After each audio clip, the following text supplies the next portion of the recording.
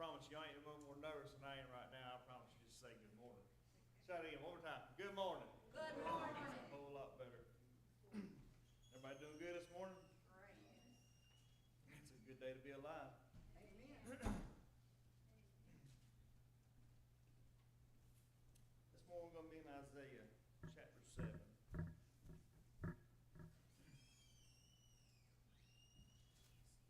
We're going to start in verse 1 and we're going to go a little ways and stop and get into a little bit of meat of the scripture here.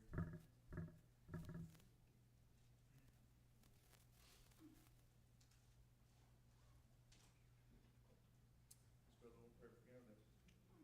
Your gracious Heavenly Father, thank you, Lord, this morning, God, for your goodness, Lord, for your grace, God, for your provision, God, your head protection you put around each one of us, God, we got on that road, God, we traveling our vehicle, we trust, God, Lord, our vehicle to stay on our lane, and the one coming at us, God, to stay in their lane. Just thank you, Lord, for your unseen hand, God, how you work, God, in mysterious ways, God, we have no clue what you're doing in the behind the scenes. God, I pray this morning, God, you open our hearts and minds, God, receptive your word, Lord, help us, God, Lord, to be still, be reverent, be respectful, God, Lord, allow your spirit, God, to move and work in our hearts and souls, Lord. God, we don't know what none's going to face, God, Lord, this day, God, this week to come, God, but you do. I pray you help, God, give us what we have need of, Lord. Encourage and strengthen us, God, fill us up this morning, God, I was thanking you for all you do, Lord. I pray most importantly, anybody undone, anybody lost, God, anybody about to see this good day of redemption, day of salvation. Thank you for all you do, in Jesus' name we pray. Amen. So we come to King Ahaz. Was King Ahaz a good king? He was not. He was a wicked king. He was a king that was in doubt, unbelief, confused. Verse 1 here says, begin in chapter 7. And it came to pass in the day that Ahab, the son of Jotham, the son of Uzziah, the king of Judah, that Rezin, the king of Syria, and Pekah, the son of Remaliah, king of Israel, went up toward Jerusalem to war against it, but could not prevail against it. And it was told the house of David, saying, Syria is confident, is confederate with Ephraim. My throat and my tongue this morning. They've teamed up with Ephraim. They're trying to come against us. It's the house of David. It ain't saying David, it's saying the house of David. And his heart was moved, and the heart of the people, as the trees of the woods are moved with the wind. If you heard there was war coming to Conway, would it want to move you? Would it want to make you feel some type of way inside? Yes. It should, all of us. So as you hear of, they heard this war, what you think what happens when a storm comes your way, the big F word, you think about that big F word coming to your heart. Fear. Mm-hmm. When a storm comes your way, whether it's calamity, whether it's through your health, finances, a lot of times what happens? Fear creeps in. Yes, why? Because of uncertainty, unknown. And then said the Lord unto Isaiah, go forth now to meet Ahaz, thou and Shear-Jashub, thy son, at the end of the conduit of the upper pool, and the highway of the fuller's field. And say unto him, take heed and be quiet, fear not, neither be faint-hearted, for the two tails of these smoking firebrands. For the fierce anger of Rezin with Syria and the son of Remaliah, because Syria, Ephraim, and the son of Remaliah have taken evil counsel against these same. He didn't refer to him as king of Israel. He said, son of Remaliah. Let us go up against Judah and vex it. Let us make a breach thereon for us, and set a king in the midst of it. There was a word about having a yes man there, a person that they can put in to rule, and they can guide and push him to do what they want him to do. It says, even the son of Tabel. And Tabel means a good for nothing. It means it's pointless. It's to put him there. Verse 7, then saith the Lord, and shall not stand, neither shall it come to pass. He's speaking to Isaiah, the king Ahaz. He's saying, and everything you're hearing about, and you're scared about, and you're worried about, it's not going to come to pass.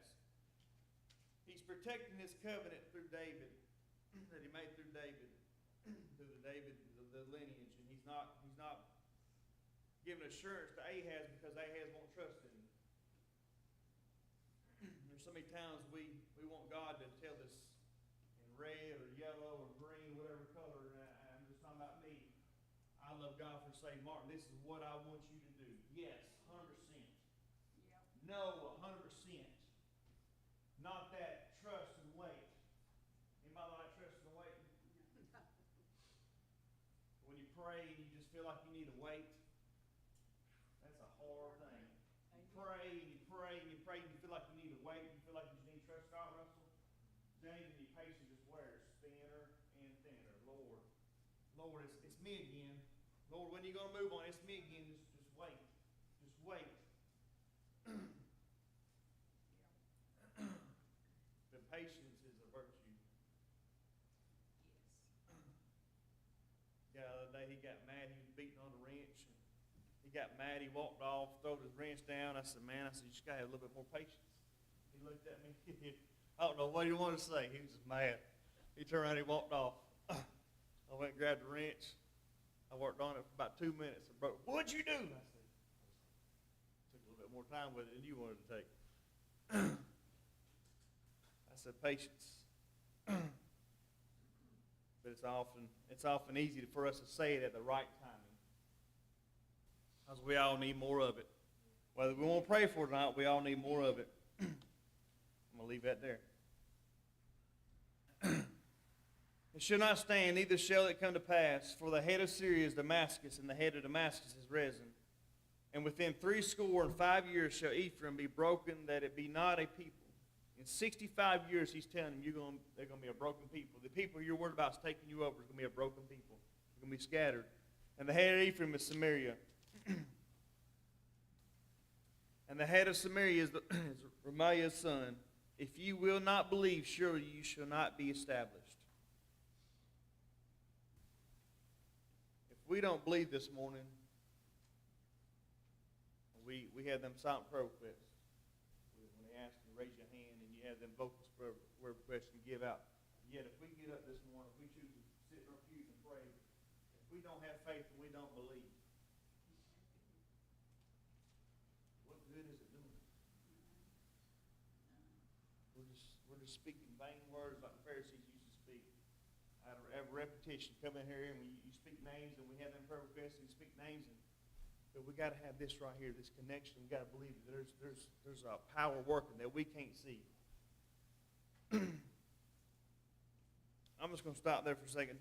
Would anybody ever thought, go back, somebody to go back 20 years, somebody to go back 40, would you ever thought that today, on July 12th, 2026, you'd be sitting right here this morning? I'm going to say a big no for me. If I went back 20 years ago, it was a no for me. I got saved when I was 21. It was a big no for me because I rode by the church. And it was usually about, no, it wasn't even this early. Why? Because my head was killing me. Why? Because I took substance in my body that I shouldn't have took in on the night before, and it was affecting my body the next day. The church was the last thing on my mind. But God chose to call me by my name, just like he chose to call you by your name. Thank God for his grace and his mercy and his long-suffering and calling out and wooing and stretching. He said, if you believe not, surely you should not be established. Moreover, the Lord spake again to Ahaz. God is so patient with us, time and time and time again. Moreover, the Lord spoke again to Ahaz, saying, ask thee a sign of the Lord thy God. Ask it either in the depth or in the height above.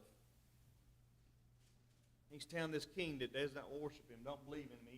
He's unsure in his faith. He's doubting. Ask me for a sign. I'm telling you right now, that might get hot. He says, ask me for a sign. A wicked king, he's saying, ask me for a sign. I'll give you a sign just to strengthen your faith.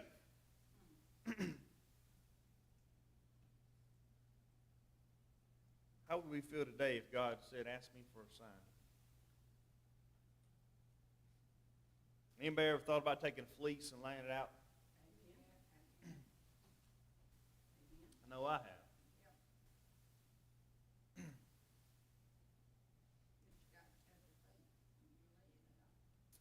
You got that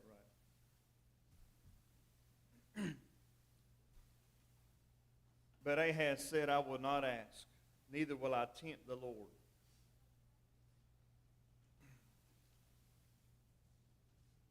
He didn't ask. One reason why he didn't ask, because in 2 Kings 16, around verse 7, and I can't remember how many verses after that, but he had taken silver and gold from the temple to send to Syria because he wanted help. He said, I want you to come to my defense. I'm helpless. I'll bow down to you and I'll be your servant. I need help.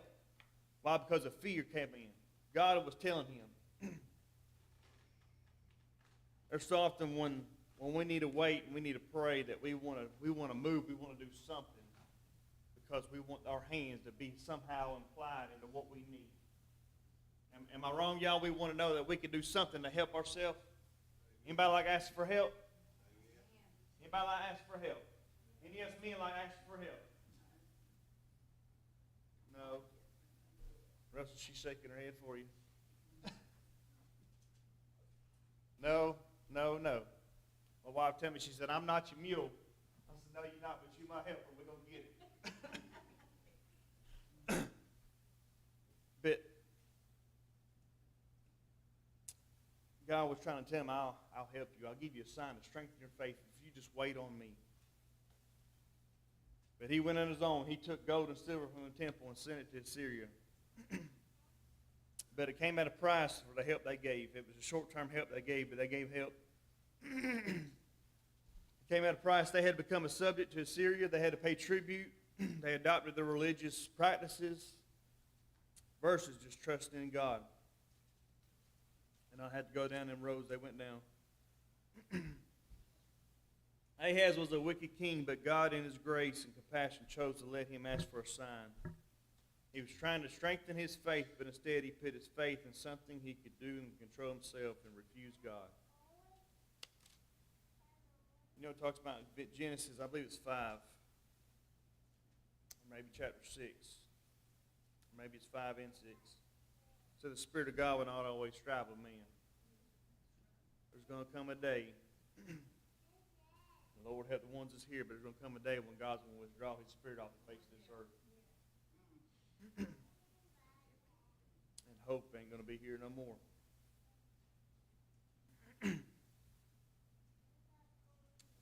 But Ahaz said, I will not ask, neither will I tempt the Lord. And he said, hear ye now, O house of David. It is a small thing for you to weary men, but we will ye weary my God also. Therefore the Lord himself shall give you a sign. So God said, ask for a sign, I'll give you. But he said, since you didn't ask, I'm still going to give you a sign. Therefore the Lord shall give you a sign. Behold, a virgin shall conceive and bear a son, and shall call his name Emmanuel, meaning God with us.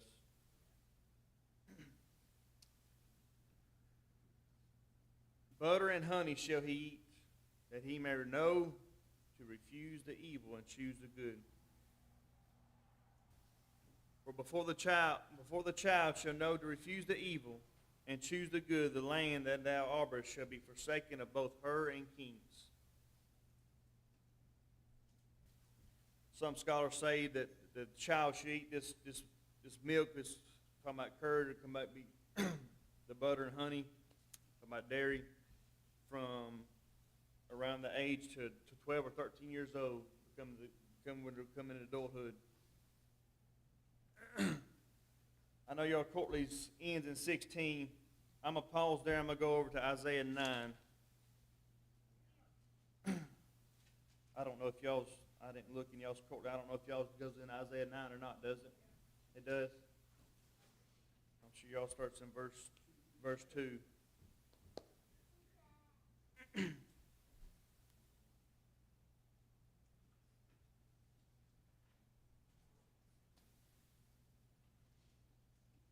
Let's start in verse 2. The people that walk in darkness have seen a great light. That they dwell in the land of the shadow of death. Upon them that had the light shine.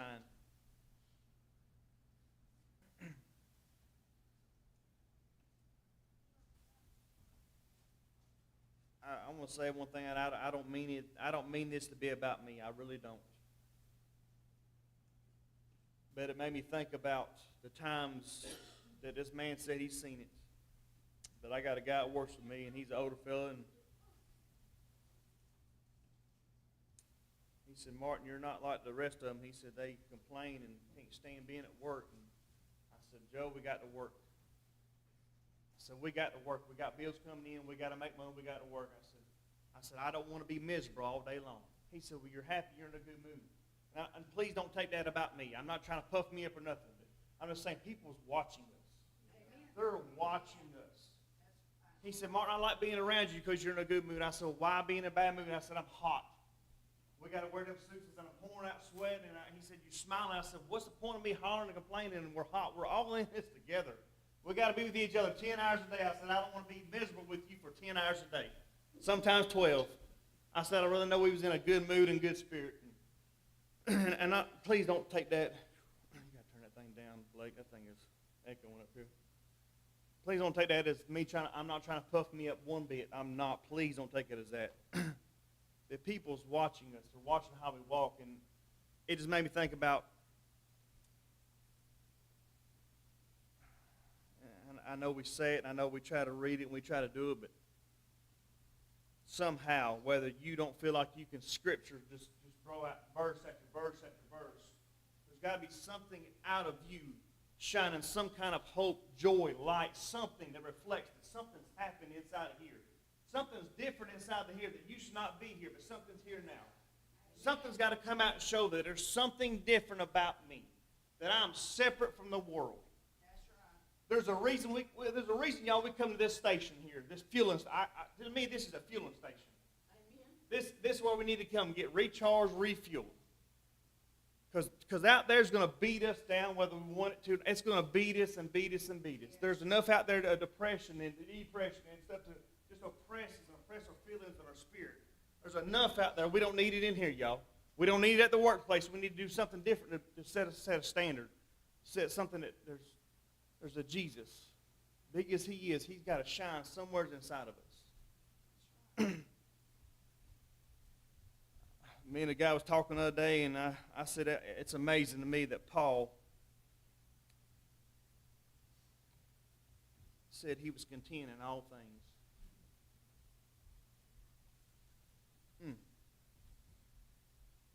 We can't be content in one thing for 5 minutes. We get 5 minutes and we're done over the new. It ain't new no more. It ain't good no more. It ain't shiny no more. It's old. Boy, my kids, they got something. It was new. The first day it was new. A week later, Tammy, it's old now. It's I don't care how much it costs. It's old. Like, boy, y'all just wait till y'all start making some money. Y'all got to pay for this stuff that y'all saying is old now. So you be wanting to restore it, make it new again. But there's got to be something. A light, he said, to have the light shined. Now, verse 3, thou hast multiplied the nations and not increased the joy. The joy before these according to the joy in the harvest, and as men rejoice when they divide the spoil. For thou hast broken the yoke of his burden and the staff of his shoulder, the rod of his oppressor as in the day of Midian. Every battle of the warrior is with confused noise, and garment rolled in blood. But this shall be with burning and fuel of fire. For unto us a child is born, and unto us a son is given, and the government shall be on his shoulders. And his name shall be called Wonderful Counselor, the Mighty God, the Everlasting Father, the Prince of Peace. Of the increase of his government and peace there shall be no end.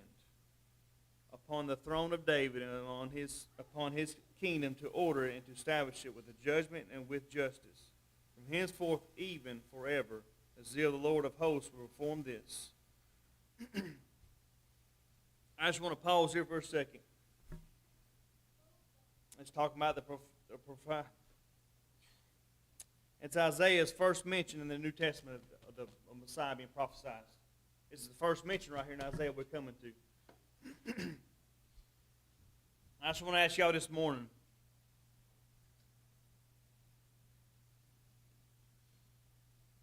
What do you remember the first thing you remember about when Jesus came into your life?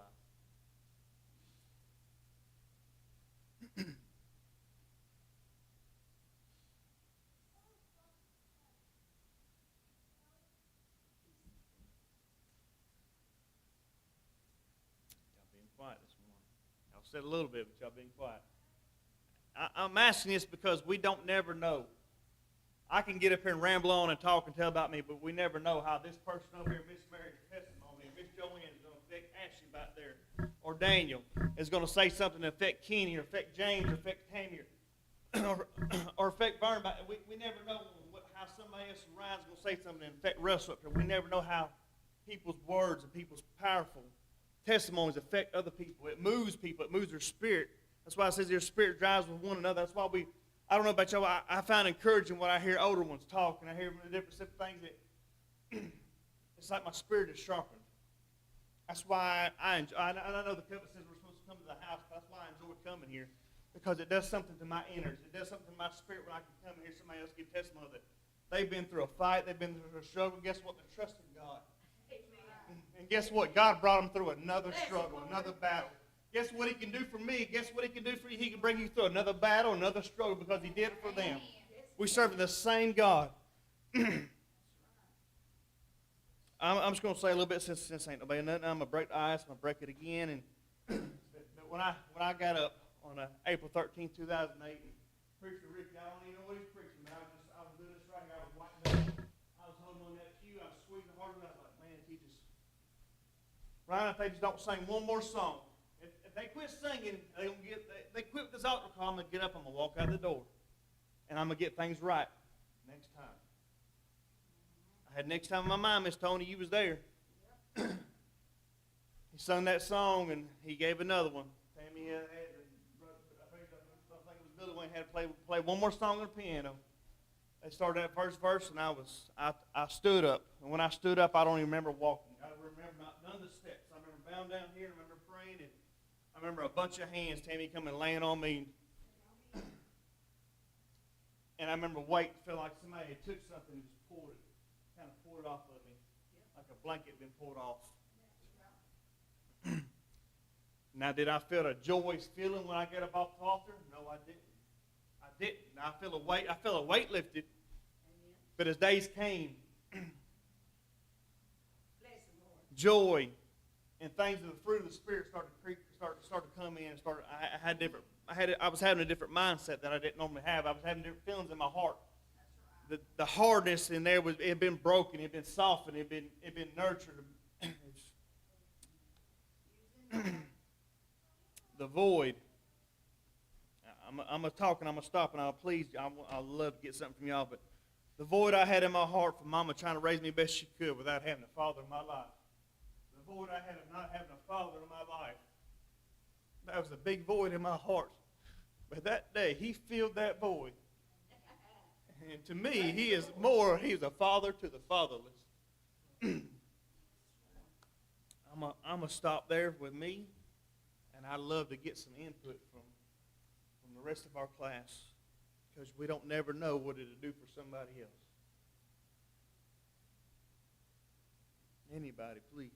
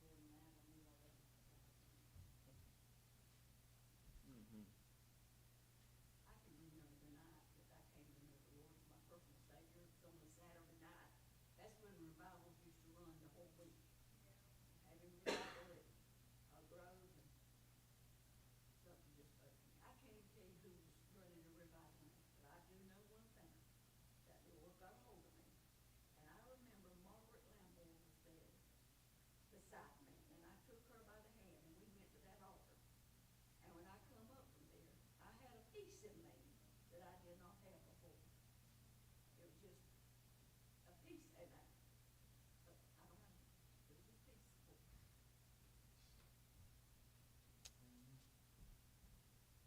But Martin and I said, young preacher started revival in Scotland, he said. And, we had a young preacher, he was 20 years old, standing in church. And when he got through, it was the 23rd Psalm he preached on. And Maggie had been saved a while, and I had rededicated my life that night. But you know, when I rededicated my life, I know the Lord turned my life. Because I felt it. I felt it when I got up off that floor, and I'd been wanting to go to church. I couldn't get Maggie to go with me. And that night, I said, thank you, Lord, you just opened the door, and you let me, it ain't been a bed of roses. Amen. And I thank That's the right. Lord for what he's given to us. And you feel that power, and that devil comes up behind you and wants you to do something. You tell him no, and you'll get strong. You can't get stronger when you are playing with the devil. That's right. But you can't not. You got to dedicate and be a godly person. And then the Lord will let his light shine. That's When right. God gives you something like that, you're supposed to share it with others. We can't keep it hid in our heart. And I just thank the Lord for saving me. I thank him for every day. My Lord, I love you. When you get old, you know what God means. Yes. Thank you, Amen. Jesus. I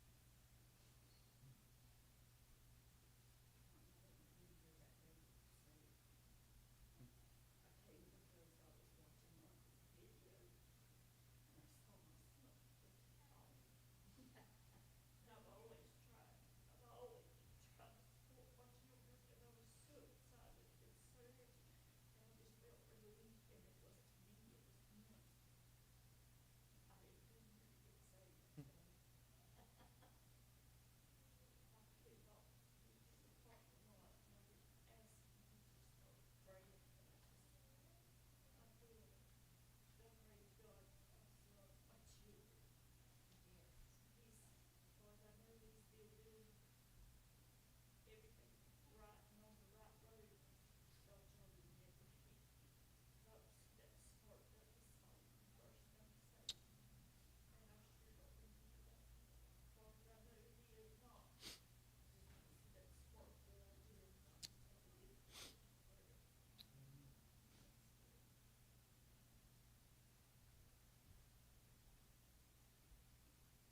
Anybody else is quiet from the front back now? Brother Martin, I was raised in a home where I lost my mother very, very young. I was 5. My grandparents raised me. My grandmother hated the Lord. She had no Bibles in the home. Anybody would try to get me to go to church, she abandoned it. She's like, no, no, no, no. And then we just kept trying and trying and trying. As I got older, people kept saying, go to church, go to church. I kept saying, no, no. One day, he got to talking to me, and I got in church. And I'm gonna tell you, that voice that you said you feel, that thing was so sweet that I heard him talk, and I said, I don't understand why you just don't have him. And I was like, why? Why? Did I miss all this time? But he had a reason. He had a reason. He wanted me to fight. And I know I've been fighting with depression, and he's got me through it, and this and that and other. And I walked out, I come back, I walked out, come back, and I'm still here and I'm still fighting.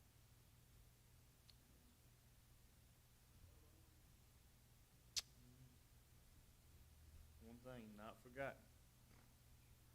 Not forgotten. I'm so glad we serve a personal God. He's personal. He works down in each one of our hearts in different ways because he's a personal, loving God. Anybody else? Anybody on this side? Anybody in the middle?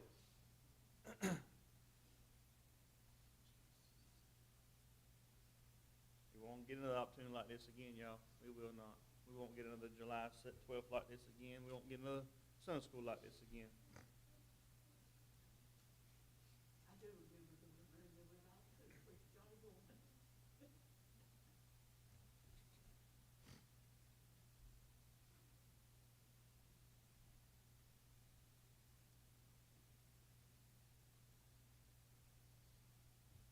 quiet this morning. Y'all say something. You ain't got but 2 eyeballs looking at y'all. I don't know how many eyeballs I got looking at me, but it's a lot more than y'all got looking at y'all.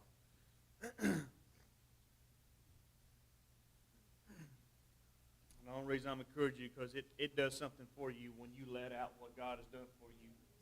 It's like it helps build the fire up a little bit more inside of you, and it helps encourage your faith a little bit more to help remember what God did. It ain't that we're looking back. It ain't that we're not flipped for the kingdom ahead. But we're remembering what God's done, where God brought us from. I tell you, He deserves the praise. He deserves the praise this morning.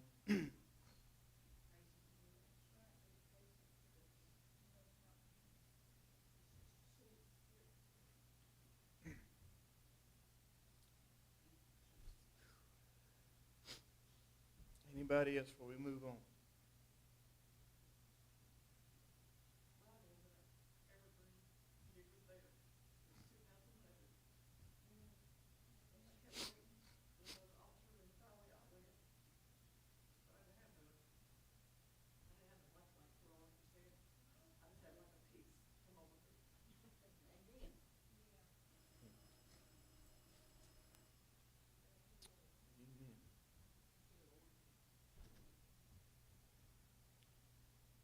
Amazing what God can do in a family if one person chose to be submitted to God and live and talk their testimony and speak it, and how it's like a wave that just starts coming in slowly into the family if you let Him out.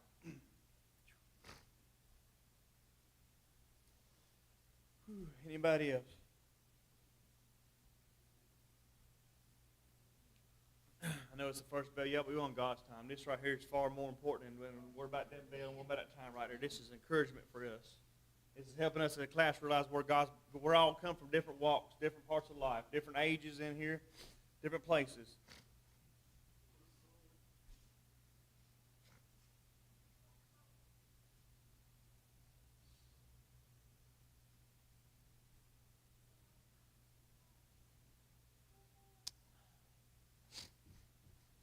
I'm trying to give somebody else one more opportunity, another chance.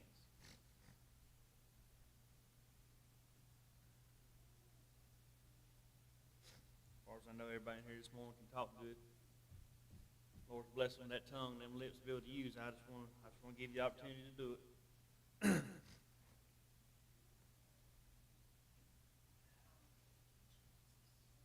All right.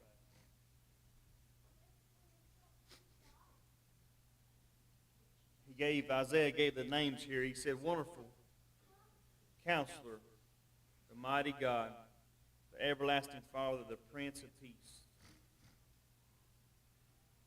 I hope this morning, I know everybody ain't said something, but I hope this morning He's been wonderful in your life. These are just a few names of God. I hope He's been a counselor in your life. I know He's been a mighty God in your life.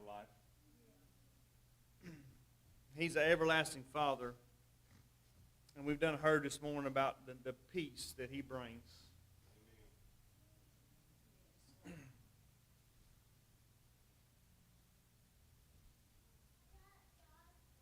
I'm just going to ask y'all, just for y'all's opinion, just if somebody was me trying to explain if you could do it any better, or I don't know how you could. If somebody asked you what kind of peace God brought to your heart, brought to your life, how could you verbally, in the English language, describe that?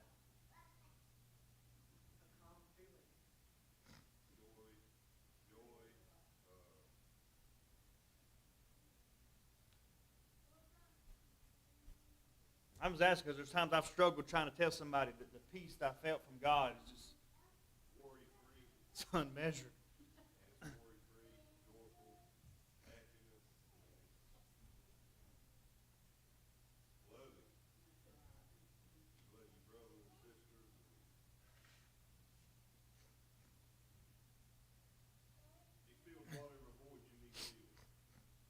Amen to that.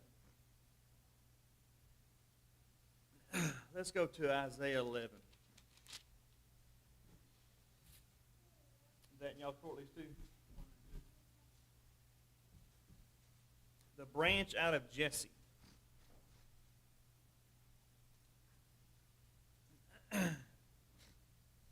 There shall come forth a rod out of the stem of Jesse, a branch shall grow out of his roots, and the Spirit of the Lord shall rest upon him, the Spirit of wisdom and understanding, the Spirit of counsel and the might, the Spirit of knowledge and of the fear of the Lord.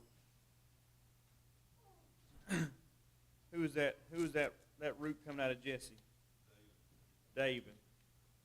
Talking about coming out of David because of the Messianic lineage coming out of David, coming to our Lord and Savior. If there's something today, I hope you remember is what Jesus is to you. What he is to you, what he was to you, what he can be to you. Y'all be praying God's got to work through this morning.